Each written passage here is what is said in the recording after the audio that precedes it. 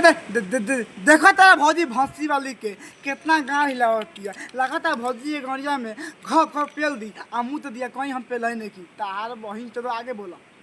तो क्या हाल बा भाई, आज हम फिर से बात कर ले बानी बुलेट राजा एंड एक झाटू भैया के। भाई आज के वीडियो बहुते गाँव फाड़ बा, ऐसे कहल चाहता नहीं कि वीडियो पूरा देखा बहुत मजा है। तो वीडियो बना के बस एक ही मकसद बा, एक ही मकसद रहेला आप सभी को दिल से हंसाने के लिए, ना किसी को दिल को ठेस पहुंचाने के लिए। तो वीडियो पूरा देखें और देखला के बाद में भूल जाए। तो बिना कोनो लाना वाला सुन के आज के वीडियो स्टार्ट करते हैं। अच्छा बाहर तार बहन के तो वाह हई हम बंगाल के पारो सुन तारा भाई लोग। भौजी कहे के मतलब का बा, ई बंगाल के मतलब पारो बिया तो भौजी के पेटा के पेल दी तार बहिन चो तो भौजी बंगाल के पारो रहा चाहे मैं झाट रहा प्रेम खाता खप हक देबू। हमें ठुमका पहिले ला ए भौजी देखे में इतनी पाती आ पेलवावे के शौक ज्यादा रखेलू।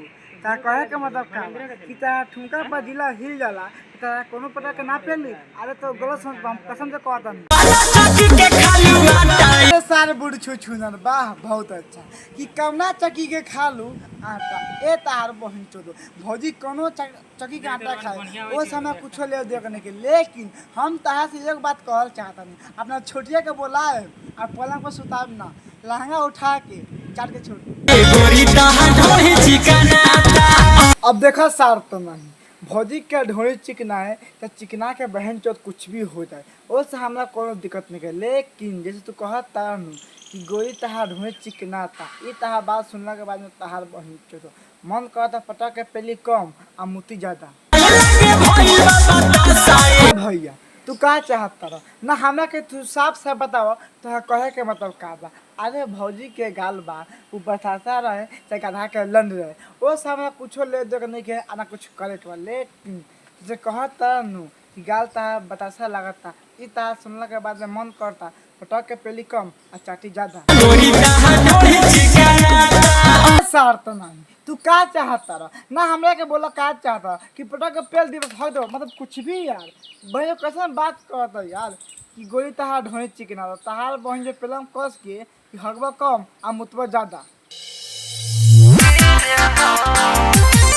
अरे सार्थ नहीं वाह क्या बात है। देखा था भाई लोग कैसे भैया भौजी के जुबान में मुंह रगड़ के लगातार भौजी के माल सब नीचे गिरा दी। हम तो भैया से कहना चाहते हैं भैया अगर तहरा मारे के मन में तो भौजी के लहंगा उठा के दन दन मार लो। लेकिन भौजी के जब मुंह मत सटावा गलती से अगर दूध निकल जाए तो पिए के पड़ी। धीरे धीरे बाहर तहार बहन चो तो वाह बहुत अच्छा कि धीरे धीरे करिए राजा। सुन तारा भाई लोग भौजी के धीरे धीरे मन करता करवावे के तहार बहन चो तो भौजी इतना पटा के पेलम कि धीरे धीरे ना तहार मन करी ए भतारी पेलते रहो।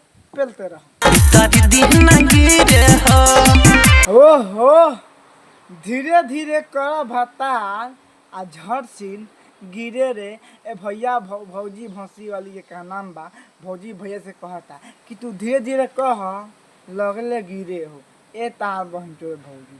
हम तहा के बता दी कि पहले धीरे धीरे धीरे धीरे होखेला आ जब गिरे के समय आवेला न तो स्पीड बढ़ेला काहे कि बहुत ज़्यादा ताक आवेला सबके आवेला हमरो आवेला ऐसा बात नहीं कि हमारा ना आवेला सबके आवेला आवे के चाहिए काहे कि जब ना आए नु तो आह करो धीरे धीरे करी राजा आ पटा के ना पेली तहारा बहनी के झाट में आग लगाओ।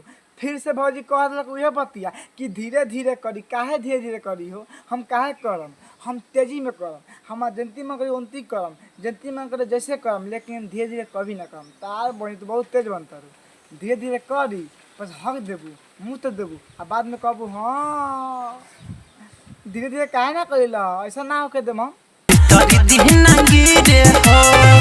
देखा तार बहन चोद भौजी अब झड़ से न गिरे चाहे मुँह पर अटक जाए चाहे डालते माथे गिर जाए वो सामने कुछ ले देगा नहीं के तो कहा तारू कि धीरे धीरे कर ए भतार झड़ से न गिरे हो ई तार बात सुनला के बाद में मन तो कहता भौजी पेली कम चाटी ज्यादा आ झाड़ छिल के हम हो जाई आधा।